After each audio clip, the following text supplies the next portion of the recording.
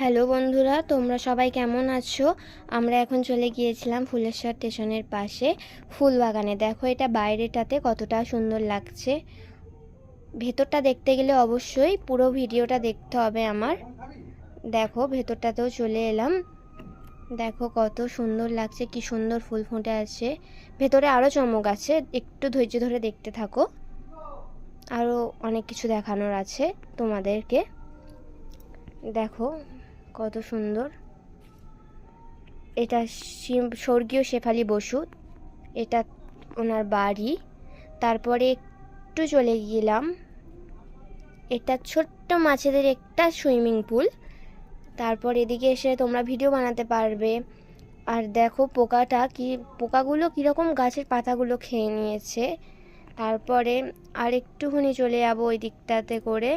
দেখো কি মিষ্টি ফুল। প্রথমে আমি ভয়েস দিতে একটু ভয় লাগছিল, তারপরে মনে অনেক সাহস নিয়ে ভয়েসটা দিয়েই ফেললাম। জানি তোমাদের পছন্দ হবে না, কিন্তু তবুও ভয়েসটা দিলাম।